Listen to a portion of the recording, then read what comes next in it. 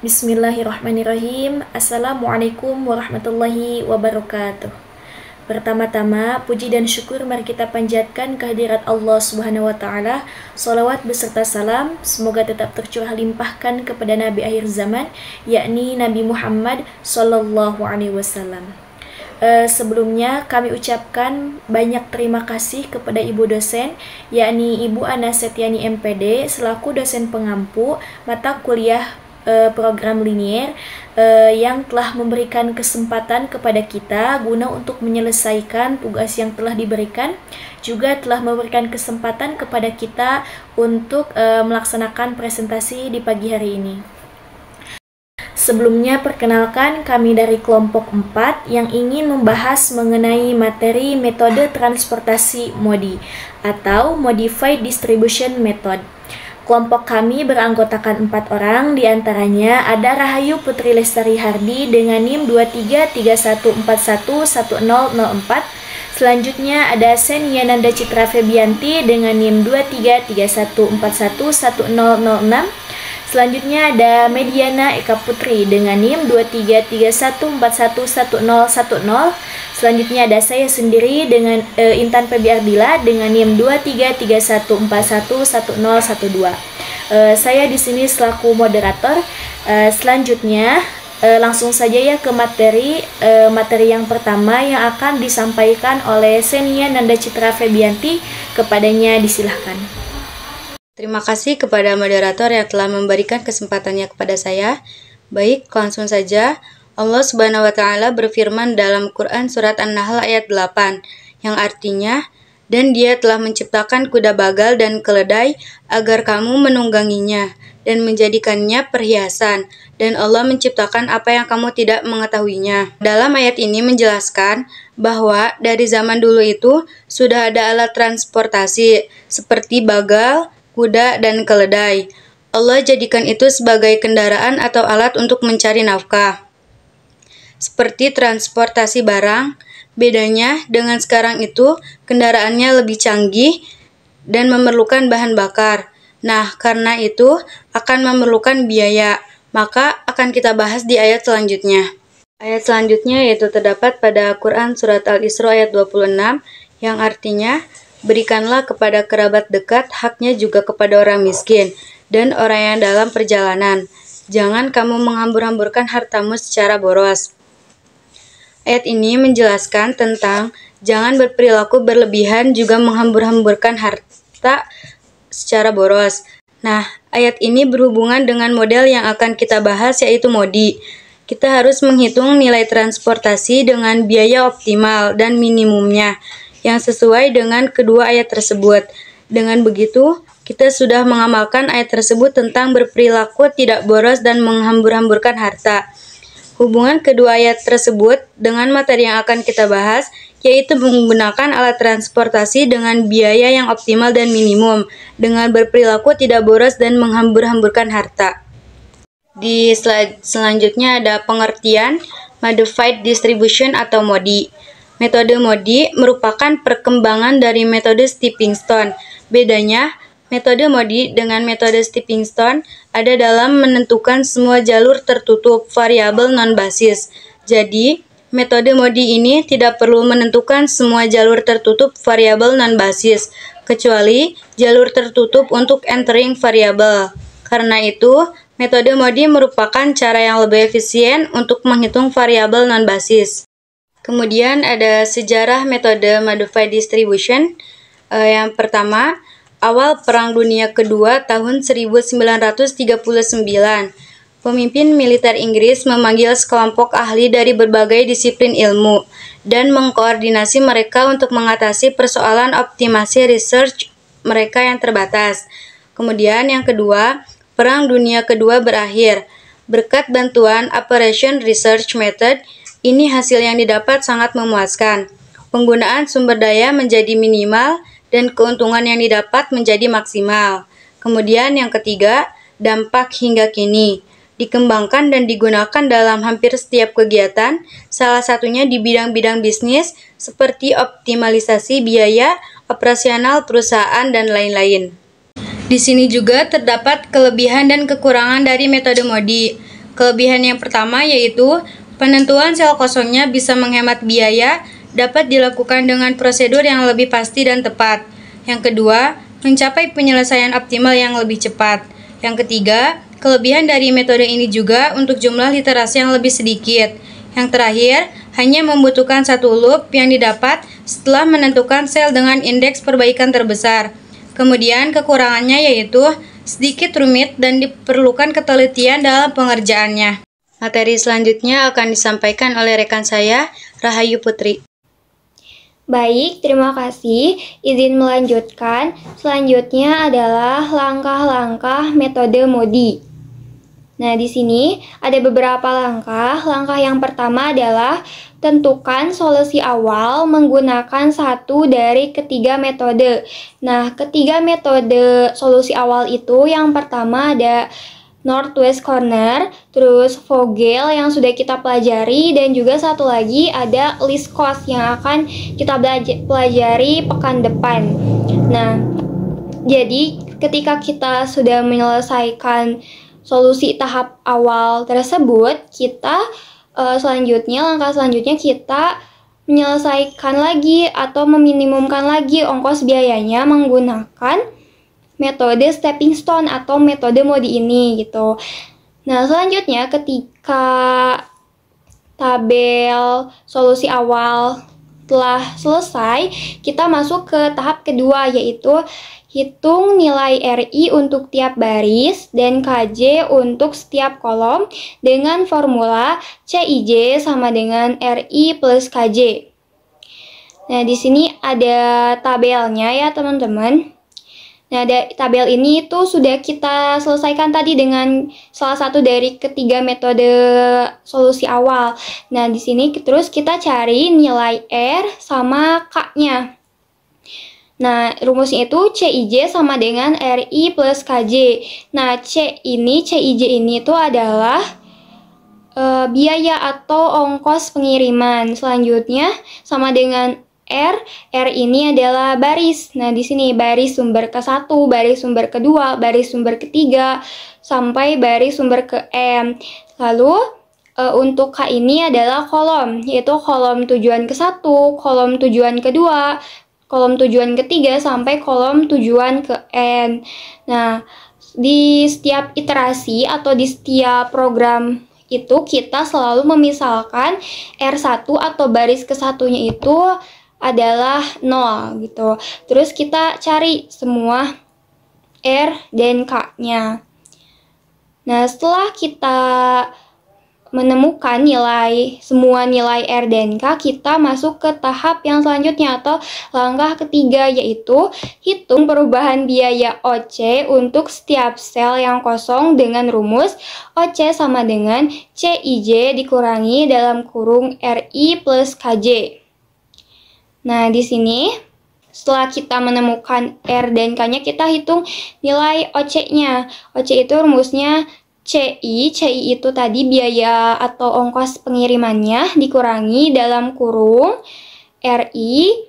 RI itu adalah tadi nilai baris yang sudah kita hitung sebelumnya ditambah KJ, nilai kolom yang sebelumnya kita sudah hitung. Atau rumusnya juga bisa OC sama dengan CI dikurang RI dikurang KJ.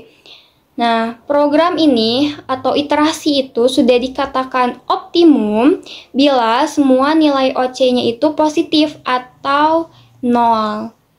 Setelah kita menemukan nilai OC-nya, kita masuk ke langkah yang keempat, yaitu alokasikan sebanyak mungkin sel kosong yang menghasilkan penurunan biaya terbesar atau OC yang paling negatif. Nah, alokasikan lintasan dengan stepping stone untuk sel yang terpilih. Nah, jadi ketika kita sudah mendapatkan nilai OC, kita pilih nilai OC dengan nilai negatif terbesar.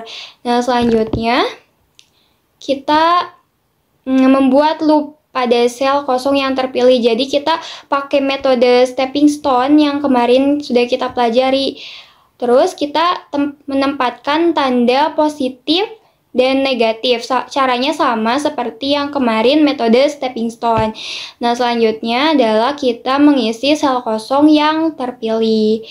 Nah, setelah kita mengisi sel kosong yang terpilih tersebut, kita ulangi ke langkah 2 dengan tabel iterasi yang baru sampai ke langkah 4. Jadi, kita setelah menemukan atau kita telah memperbaiki tabel iterasinya, kita cari lagi nilai R dan K-nya, terus kita cari lagi nilai OC-nya. Lalu kita lihat apakah nilai OC-nya itu sudah semua positif atau masih ada yang negatif. Nah, bila semua nilai OC-nya positif, berarti iterasi selesai sampai di situ.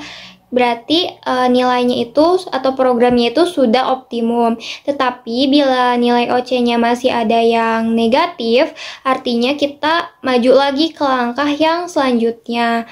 Gitu. Mungkin untuk lebih jelasnya kita langsung masuk ke contoh soal yang akan dijelaskan oleh Intan Febi. Oke, baik. Terima kasih kepada Rahayu atas kesempatannya. Oke, teman-teman, saya di sini ingin melanjutkan mengenai materi MODI. Nah, di sini ada contoh soal metode MODI. Suatu perusahaan yang mempunyai 3 buah pabrik di W, H, P dengan kapasitas masing-masing 90, 60, dan 50 ton.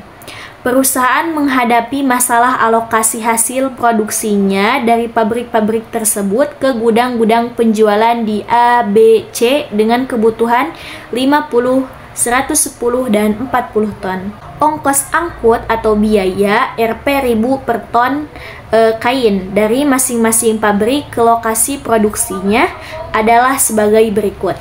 Pabrik W ke gudang A adalah 20, pabrik W ke gudang B 5, pabrik W ke gudang C 8, pabrik H ke gudang A 15, pabrik H ke gudang B 20, dan pabrik H ke gudang C 10. Kemudian pabrik P ke gudang A 25, pabrik P ke gudang B 10, dan pabrik P ke gudang C 19. Bagaimana cara perusahaan mengalokasikan pengiriman dari ketiga pabrik ke 3 gudang agar biaya pengiriman minimum? Di sini yang pertama adalah menentukan solusi awal menggunakan satu dari ketiga metode. Nah, di sini yaitu untuk mengetahui nilai X, maka kita akan menggunakan metode NWC atau Northwest Corner Rule. Nah, di sini lihat di gambar pertama ada sumber. Sumber itu pabrik yang tadi ya teman-teman, ada WHP. Kemudian ada tujuan. Tujuan itu adalah gudang yang tadi, ada gudang A, gudang B, kemudian gudang C. Lanjut yang di pinggir kanan ada kapasitas. Kapasitas dari pabrik ya, jadi muatannya. Kemudian di bawahnya ada kebutuhan. Nah, pabrik W ke A 20, pabrik W ke B 5, pabrik W ke C 8, pabrik H ke A 15, pabrik H ke B 20, pabrik H ke C 10. Kemudian ada pabrik P ke A 25, pabrik P ke B 10, pabrik P ke C 19. Nah, di sini kapasitasnya ada 90, 60, 50, jumlah 200. Kemudian kebutuhannya 50, 110, 40, jumlah 200. Jadi ini tuh X11 itu adalah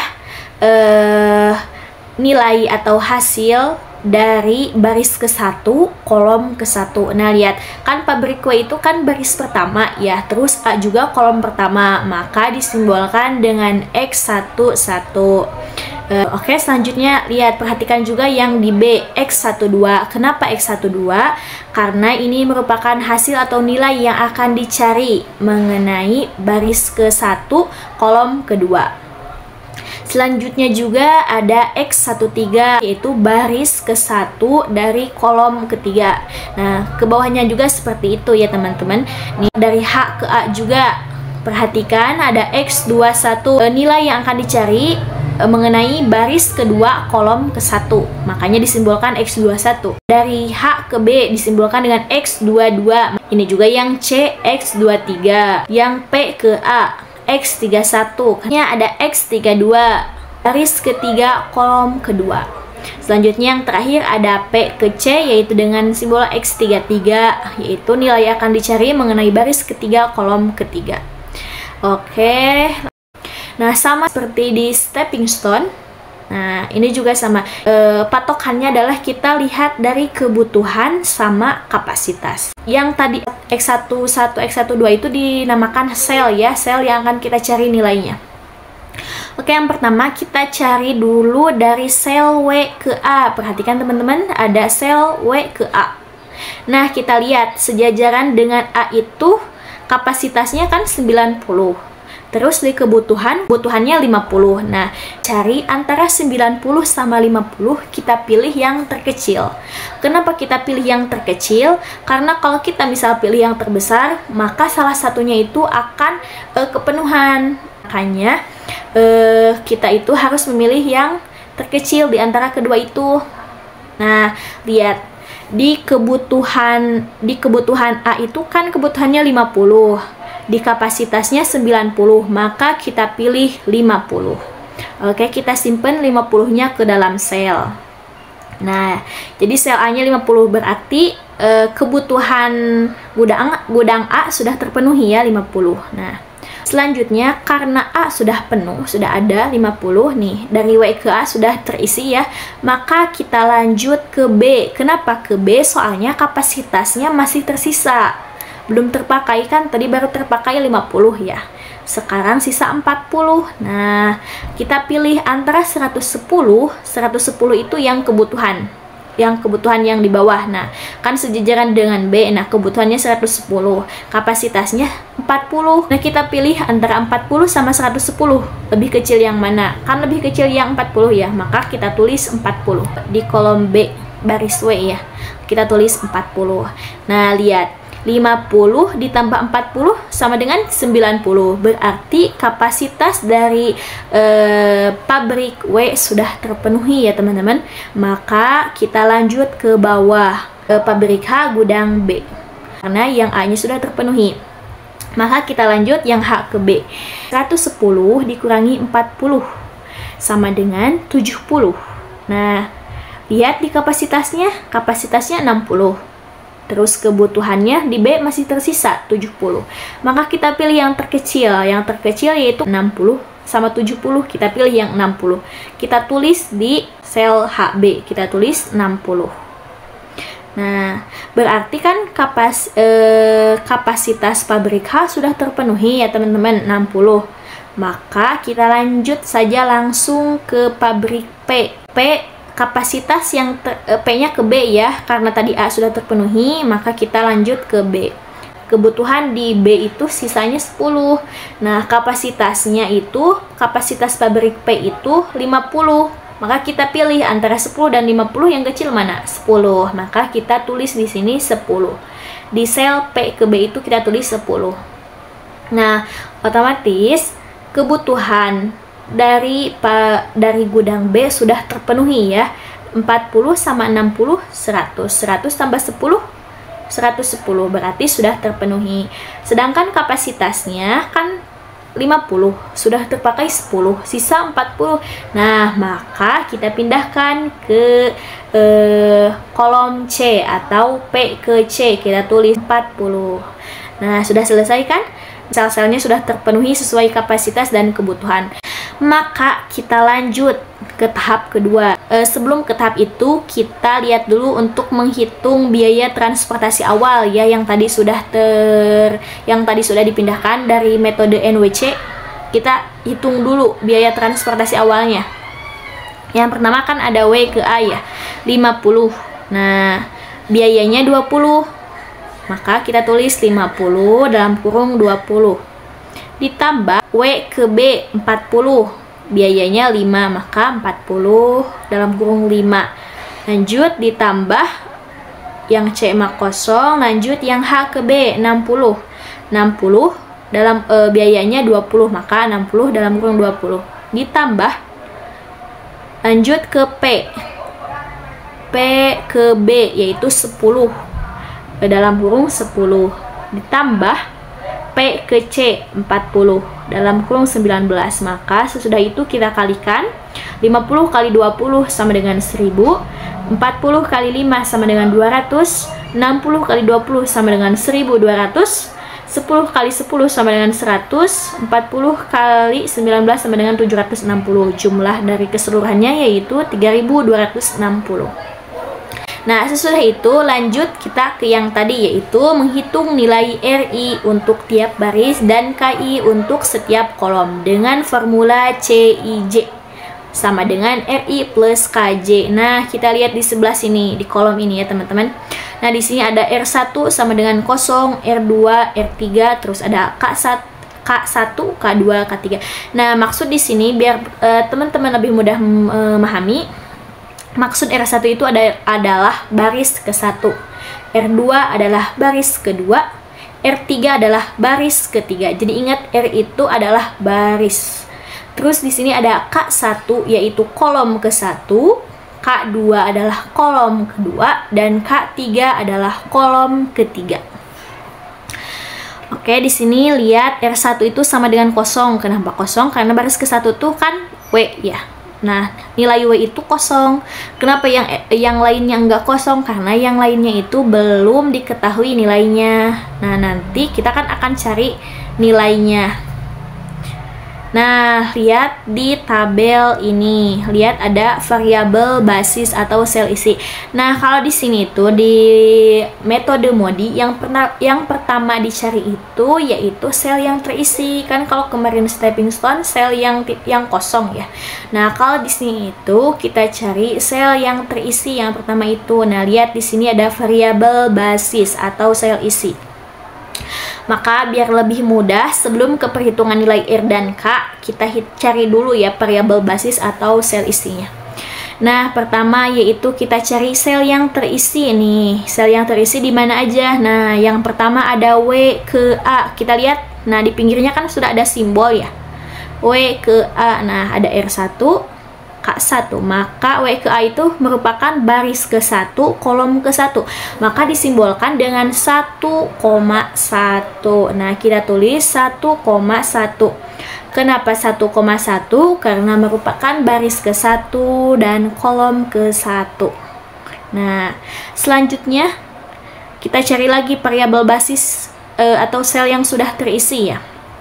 Kita lanjut yang A sudah, lanjut yang W ke B. W ke B itu lihat teman-teman merupakan baris ke-1 dari kolom kedua. Maka kita simbolkan dengan 1,2. Lanjut. Nah, yang ketiga yaitu yang sel terisi itu ada di pabrik H ke B.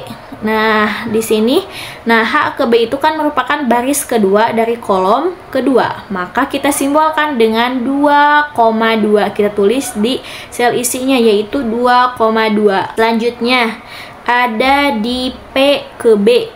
Nah, P ke B itu merupakan baris ketiga dari kolom kedua. Maka kita tulis 3,2. Nah, yang terakhir dari pabrik P ke C. Nah, karena P ke C itu merupakan baris ketiga dari kolom ketiga, maka kita tulisnya dengan 3,3. Nah, sesudah variabel basis atau sel isinya sudah terisi semuanya, maka kita lanjut ke perhitungan nilai R dan K. Oke. Nah, di sini sesuai rumus tadi kan tadi rumusnya CIJ sama dengan R1 plus KJ. Maka kita tulis di sini C11. Ini satu-satunya dari mana? Nah, kita lihat lagi yang di samping yang di sel isi. Ya, sel isinya kan 1,1, maka C11. Nah, dapat dipahami sampai sini? Maka kita tulis C11 sama dengan R1 plus K1. R1 itu baris ke-1 ditambah kolom ke-1. Kita cek yang merupakan baris ke-1 dan kolom ke-1 itu nilainya berapa, biayanya berapa. Nah, kita cek biayanya yaitu 20, berarti C11 itu yaitu 20. Maka kita tulis di sini 20. Nah, 20 sama dengan R1-nya berapa? R1-nya tadi sudah ada kan? Nah, R1-nya 0. Berarti kita tulis R1 0. Berarti di sini 20 sama dengan 0. Ditambah K1. K1-nya berapa kan belum diketahui ya. Maka kita carinya dengan menggunakan 20 dikurangi 0 sama dengan 20. Atau boleh juga dengan cara 0 ditambah berapa yang hasilnya 20. Tambah 20 kan? Nah, maka K1 itu hasilnya 20. Kita tulis K1 sama dengan 20. Jadi C11 sama dengan R1 ditambah K1 itu berarti 20 sama dengan 0 ditambah 20. Oke, lanjut ke variabel basis sel isi yang kedua, yang 1,2 ya. Maka kita tulis sama seperti tadi, C12 sama dengan R1 ditambah K2. Nah, selanjutnya kita hitung. Kita lihat dulu di tabel yang tadi ya, kita lihat dulu C12 itu berapa. Maka kita lihat C12 berarti C baris ke-1 dari kolom kedua, nah yaitu 5. Nah, maka kita tulis 5 sama dengan R1-nya berapa tadi? R1-nya 0. Nah, ada kan di atas R1 0. Berarti 5 sama dengan 0 plus K2. K2-nya belum diketahui. Nah, maka kita hitung dengan menggunakan 5 dikurangi 0. 5 dikurangi 0 sama dengan 5. Maka K2-nya adalah 5. Dapat dipahami sampai sini? Selanjutnya kita hitung yang 2,2. Nah, berarti C-nya juga 22. Karena ininya 2,2 maka C-nya juga 22. 22 sama dengan R2 ditambah K2 atau baris kedua ditambah kolom kedua. Kita lihat yang tadi, baris kedua kolom kedua itu berapa biayanya? Biayanya adalah 20. Maka kita tulis di sini 20 sama dengan R2-nya berapa? R2-nya belum diketahui ya, maka kita tulis 20 sama dengan R2 ditambah K2-nya berapa? K2-nya ada di atas, tadi sudah ditemukan ya. K2-nya adalah 5. Maka 20 sama dengan R2 ditambah 5. Nah, selanjutnya kita cari nilai dari R2-nya berapa. Langsung saja ya, kita hitung 20 dikurangi 5 sama dengan 15. Maka R2 itu adalah 15. Oke, selanjutnya ke sel isi yang 3,2. Nah, 3,2 maka C-nya juga C32. C32 sama dengan R3 ditambah K2 atau baris ketiga ditambah kolom kedua. Nah, kita lihat lagi C32 itu berapa biayanya. Nah, biayanya itu adalah 10. Nah, maka kita tulis 10 sama dengan R3. Kan R3-nya belum diketahui ya, maka kita cari K2-nya. K2-nya kan tadi 5. Maka 10 sama dengan R3 ditambah 5. Nah, kita sekarang cari R3-nya dengan cara menggunakan 10 dikurangi 5 sama dengan 5. Maka R3-nya adalah 5. Oke, yang terakhir ada di sel isi 3,3. Nah, berarti kita tulisnya C33. C33 sama dengan R3 ditambah K3. Kita cek lagi C33 itu berapa biayanya. Kita kembali lagi lihat di baris ketiga kolom ketiga itu biayanya 19. Berarti 19 sama dengan cari R3 tadi berapa? R3 itu kan 5. Nah, berarti 19 sama dengan 5 ditambah K3 kan belum diketahui ya, maka 19 kurangi 5 sama dengan 14. Berarti K3-nya itu 14. Oke. Nah, berarti di sini sudah diketahui ya nilai R sama K-nya. Oke, lanjut. Jika nilai R sama K sudah diketahui, maka kita ke tahap ketiga, yaitu menghitung perubahan biaya OC. OC itu adalah nilai dari sel yang kosong dengan rumus OC sama dengan CIJ dikurangi R1 ditambah KJ. Jadi sekarang kita menghitung sel yang kosong. Nah, kalau tadi kan sel yang terisi ya. Nah, jika sudah ditemukan sel yang terisi, maka kita cari sel yang kosong. Sebelum mencari sel yang kosong, nah kita lihat dulu Nah, kita pindahkan hasil yang tadi ke atas. K1 sama dengan 20, K2 sama dengan 5, K3 sama dengan 14, R1 sama dengan 0, R2 sama dengan 15, dan R3 sama dengan 5. Nah, selanjutnya sama seperti yang tadi, kita cari variabel non-basis atau sel kosong. Kalau tadi mah variabel basis, sel isi, sekarang variabel non-basis atau sel kosong. Nah, kita lihat sel kosongnya ada di mana aja. Lihat, dari W ke C, berarti baris ke-1, kolom ke-3. Kan W baris ke-1 ya, C kolom ke-3, maka kita tulis 1,3. Selanjutnya kita cari lagi sel yang kosong. Nah, sel yang kosong ada dari H ke A. H ke A itu merupakan baris kedua dari kolom ke-1, maka kita tulis 2,1. Selanjutnya kita cari lagi sel yang kosongnya di mana lagi. Nah, sel kosongnya ada di H ke C. Nah, lihat di H ke C. H ke C itu merupakan baris kedua dari kolom ketiga, maka kita tulis 2,3. Selanjutnya yang terakhir ada di P ke A. Nah, P ke A itu merupakan baris ketiga dari kolom ke-1. Maka kita simbolkan atau kita tulis dengan 3,1 karena merupakan baris ketiga dari kolom ke-1. Nah, sesudah kita menemukan sel yang kosong, maka kita hitung lagi seperti tadi dengan menggunakan rumus OC sama dengan CIJ dikurangi R1 plus KJ. Nah, kalau tadi mah sama dengan ya, kalau sekarang dikurangi. Berarti lihat dulu kan C-nya ini di sel kosongnya 1,3 ya di variabel non basisnya. Maka kita tulis C13. Nah, setelah kita tulis C13 dikurangi R1 ditambah K3.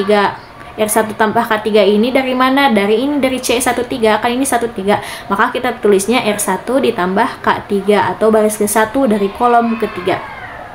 Kita cari C13 itu berapa? Nah, kita lihat di sel yang kosong tadi, baris ke-1 kolom ketiga. Nah, 8 kan?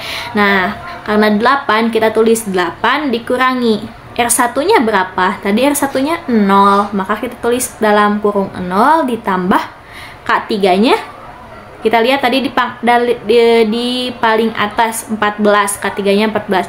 Berarti 8 dikurangi dalam kurung 0 ditambah 14. 0 tambah 14 sama dengan 14. 8 dikurangi 14 sama dengan minus 6.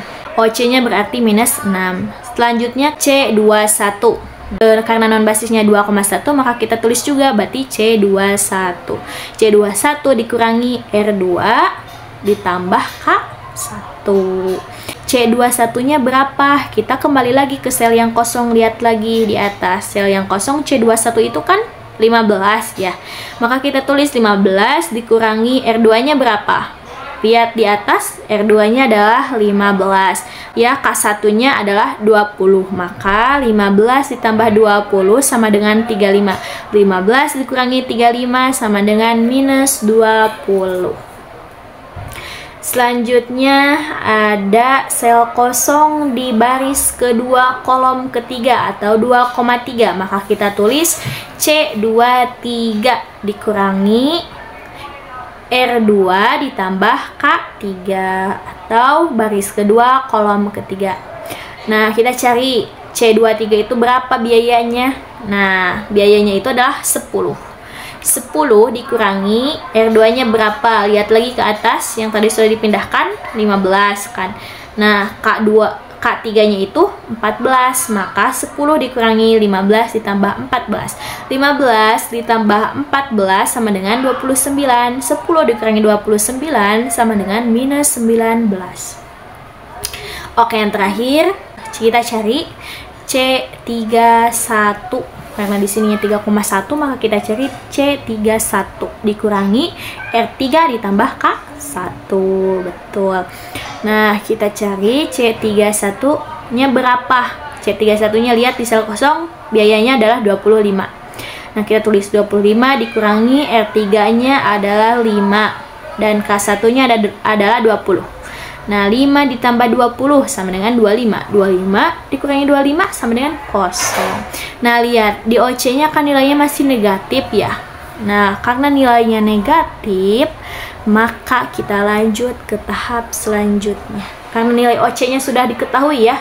terus negatif, maka kita lanjut ke tahap selanjutnya. Nah, lihat tahap keempat. Alokasikan sebanyak mungkin ke sel kosong yang menghasilkan penurunan biaya terbesar atau OC yang paling negatif. Alokasikan lintasan dengan stepping stone untuk sel yang terpilih. Nah, kita kembali lagi ke stepping stone yang sudah pernah teman-teman kelompok lain bahas ya. Di metode stepping stone, teman-teman masih ingat? Nah, kita lihat di nilai OC tadi. Pertama kita lihat dulu di OC, mana minus yang terbesar. Minus yang terbesar itu, minus angka terbesar ya. Minus angka terbesar itu ada di minus 20. Minus 20 itu berada di baris kedua kolom ke-1. Baris kedua kolom ke-1 berarti ada di HA. Nah, kita lihat HA ya. Nah, di sini kita kembali lagi ke stepping stone. Maka kita buat jalur sesuai dengan arah jarum jam ya. Kita bikin, nah berarti sel kosongnya kan H ke A ya, berarti di A baris H ya. Berarti kita buat jalur ke dari sana ke, dari 15 berarti ya, 15 ke 20, 20 ke 5, 5 ke 20, 20 ke 15. Kalau teman-teman pusing, lihat yang HA itu kan 15 ya. Kita lanjut ke kanannya, yaitu ke HB. Nah, maka kita buat jalur ke sana 15 ke 20. Kita lanjut dari HB itu ke WB, maka 20 naik ke 5. Nah, sesudah itu dari WB itu kita lanjut lagi ke kiri, maka WA ke WA.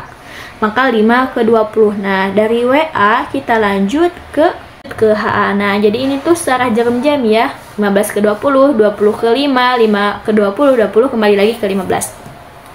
Jika sudah seperti ini, teman-teman, kita buat tanda positif, negatif, positif, negatif. Ingat di stepping stone, pertama positif, kedua negatif, ketiga positif, negatif, selanjutnya seperti itu. Kita buat tanda positif itu dari sel yang kosong terlebih dahulu. Nah, kita buat berarti di HA ya. HA kan sel kosong, berarti kita buat tanda positif. HA positif. Lanjut HB, kan tadi dari HA itu ke HB ya, maka HB-nya itu negatif. Maka kita lanjut HB negatif. Tadi dari HB itu ke WB, maka WB-nya itu positif. Lanjut dari WB tadi ke WA, maka WA-nya itu negatif. Sesudah seperti itu, nah maka kita lihat di nilai yang negatif tadi.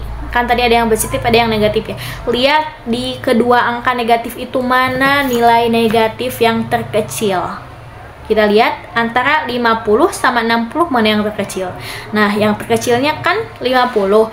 Maka semua pintasan yang dilewati oleh sel itu dikurangi atau ditambahkan dengan 50. Dapat dipahami sampai sini? Langsung saja ya biar lebih mudah dipahami.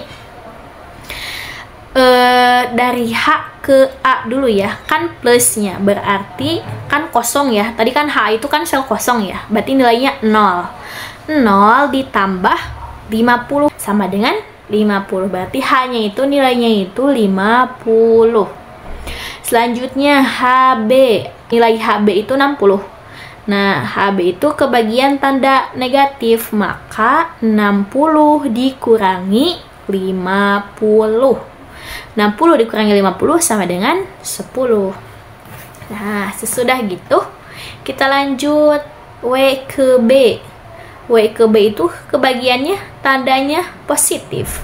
Maka kita tambahkan, kan di WB itu ada nilai 40, maka kita tambahkan sama 50. 40 tambah 50 sama dengan 90.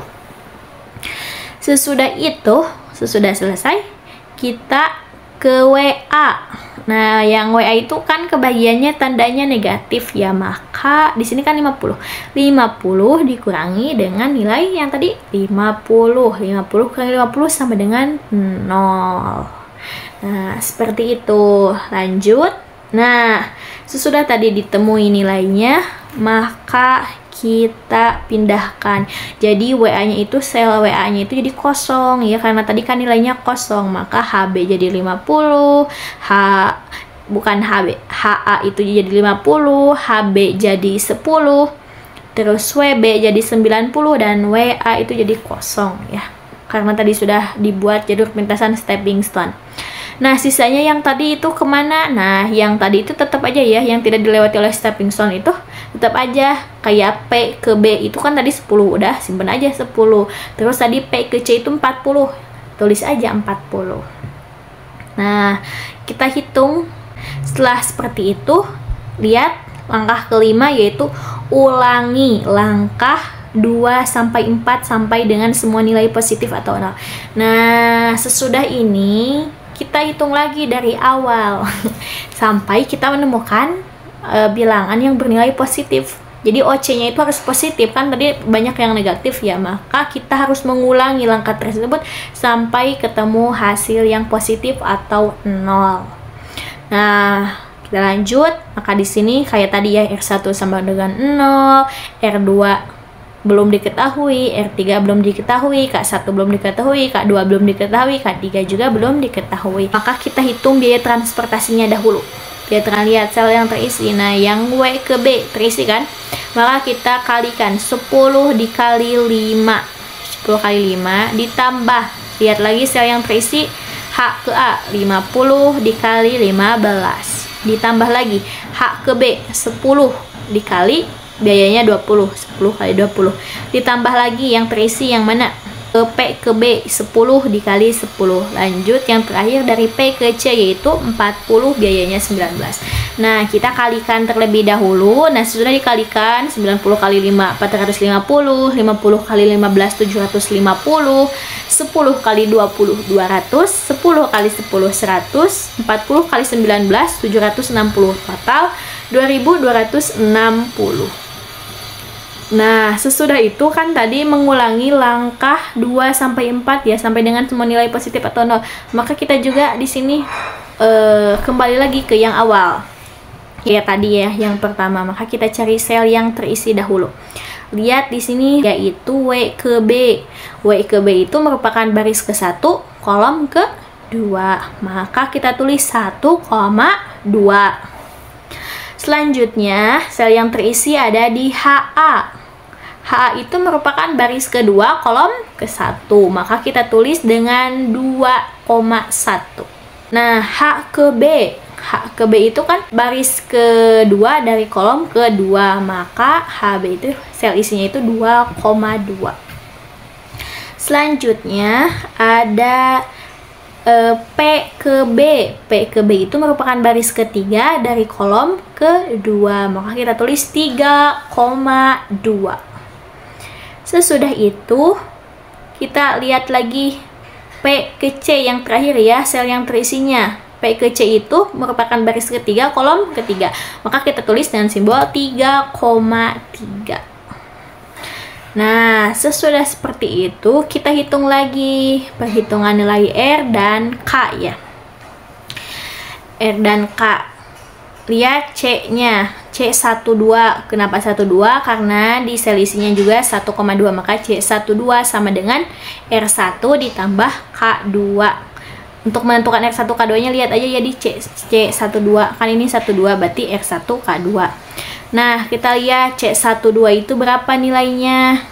Kita lihat lagi di yang tadi C12 itu merupakan biayanya itu 5, maka kita tulis 5 sama dengan rumusnya yang tadi ya, yang CIJ sama dengan R1 ditambah KJ yang itu.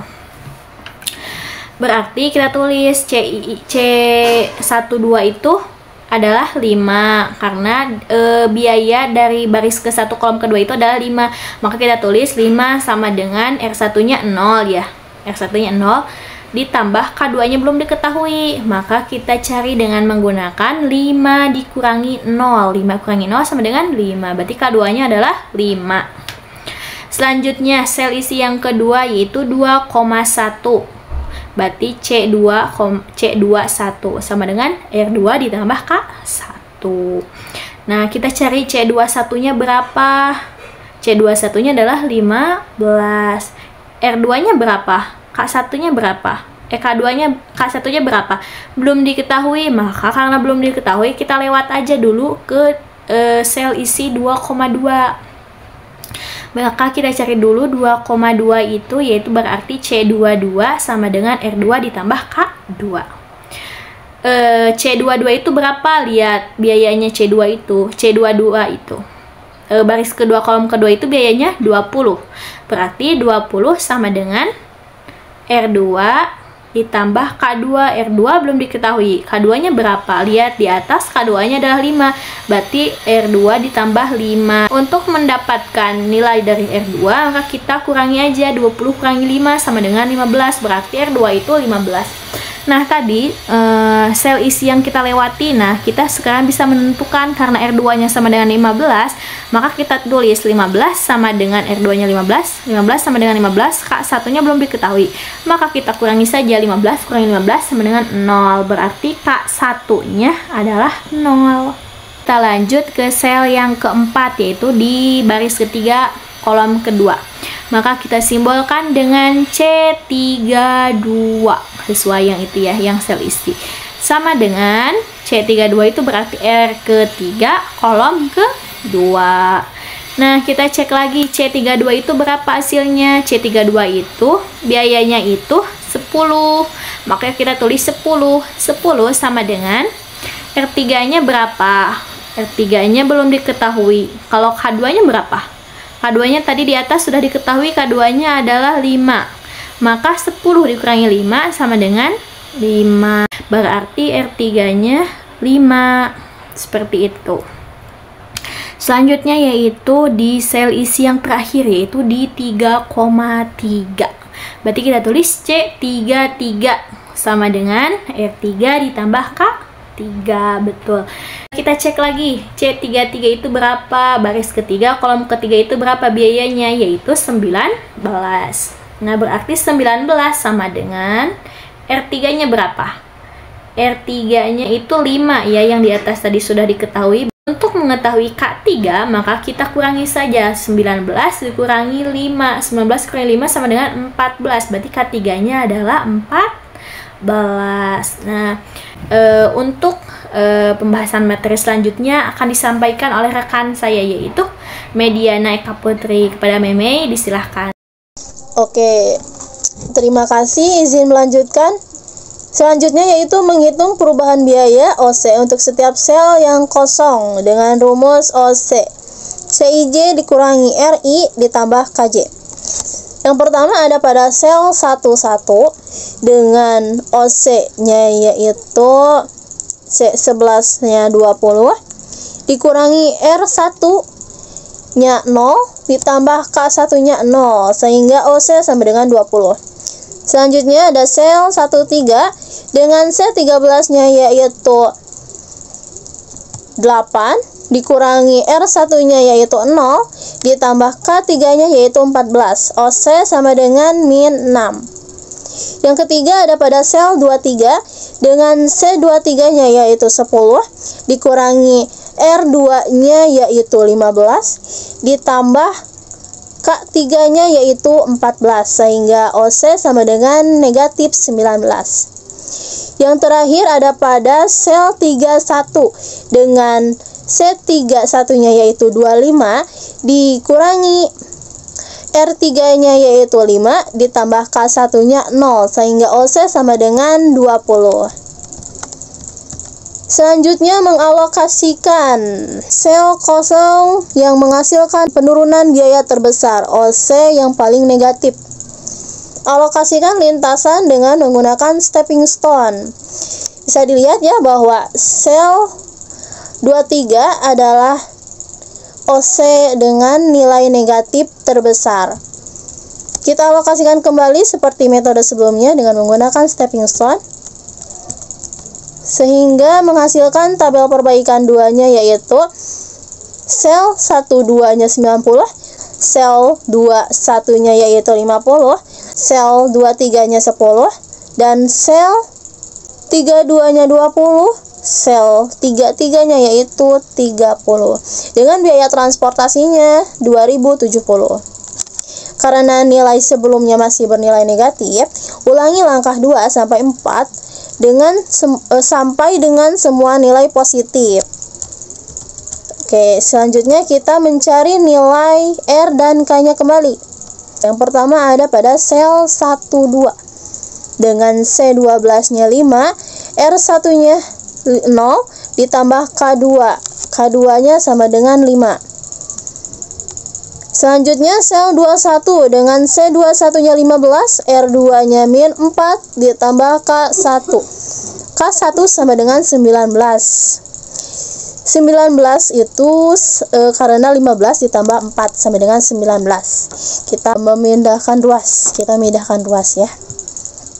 Selanjutnya ada pada sel 22 dengan C22-nya yaitu 10, R2 ditambah K2-nya yaitu 14. R2 sama dengan min 4. Sebelumnya teman-teman boleh tidak perlu menyusun ya. Maksudnya tidak perlu menyusun di sini, tidak perlu dari 1 2 2 1 2 2. Teman-teman boleh mencari nilainya dari nilai 3 3 dulu. Misalnya kita mau mencari nilai sel 22-nya dulu.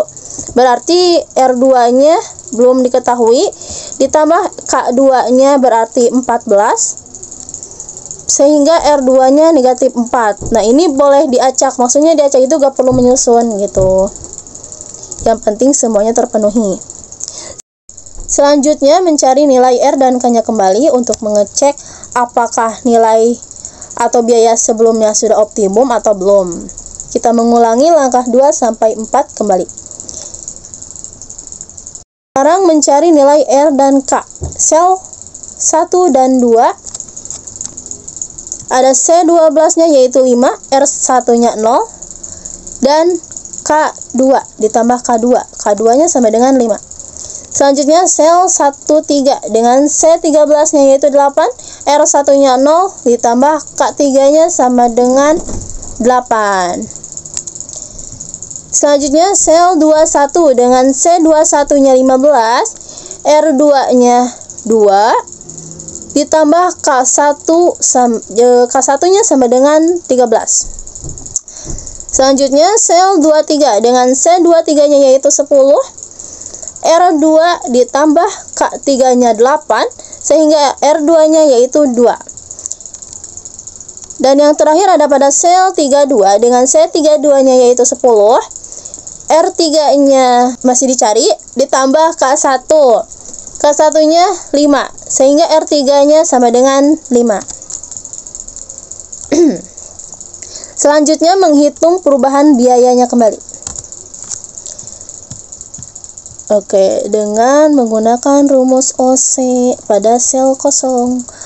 Sel kosong yang pertama ada pada sel 11 dengan C11-nya yaitu 20, dikurangi R1-nya 0, ditambah K1-nya yaitu 13, sehingga OC sama dengan 7. Sel selanjutnya ada pada sel 22, dengan C22-nya yaitu 20, dikurangi R2-nya yaitu 2, ditambah K2-nya 5, jadi OC sama dengan 13. Selanjutnya sel 31 dengan C31-nya yaitu 25, dikurangi R3-nya yaitu 5, ditambah K1-nya 13, sehingga OC sama dengan 7. Dan yang terakhir ada pada sel 33 dengan C33-nya yaitu 19, dikurangi R3-nya 5, ditambah K3-nya 8, sehingga OC sama dengan 6. Nah, bisa dilihat ya bahwa semua nilai OC di sini sudah bernilai positif. Maka hasil ini sudah optimum, begitu. Sudah tidak perlu dicari lagi dan tidak perlu diulangi lagi karena semuanya sudah bernilai positif. Nah, karena nilai OC-nya tidak ada lagi yang bernilai negatif, maka penyelesaian ini sudah optimum. Sehingga biaya paling minimum untuk mengalokasikan barang tersebut yaitu 1.890.000. Nah, selanjutnya kesimpulan. Baik, yang terakhir ada kesimpulan. Jadi, kesimpulan pada materi ini yaitu metode transportasi ialah suatu metode yang digunakan untuk mengatur distribusi dari sumber-sumber yang menyediakan produk yang sama ke tempat-tempat yang membutuhkan secara optimal. Dan metode MODI ini merupakan cara yang lebih efisien untuk menghitung variabel non-basis karena penentuan sel kosong yang bisa menghemat biaya.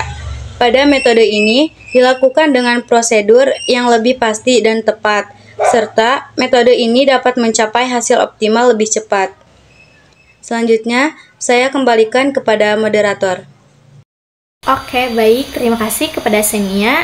Nah, selanjutnya di sini ada latihan soal. Ada latihan soal 1 sama 2 yang boleh teman-teman coba kerjakan ya untuk mengukur sejauh mana kemampuan teman-teman memahami mengenai materi yang kelompok kami sampaikan. Di sini juga ada sumber referensi yang kelompok kami gunakan.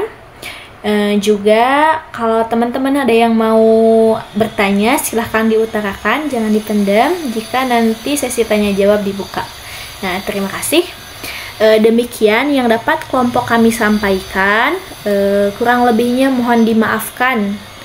Jika masih ada yang kurang paham, silahkan ditanyakan. Demikian, terima kasih atas kesempatannya bagi kelompok kami. Wassalamualaikum warahmatullahi wabarakatuh.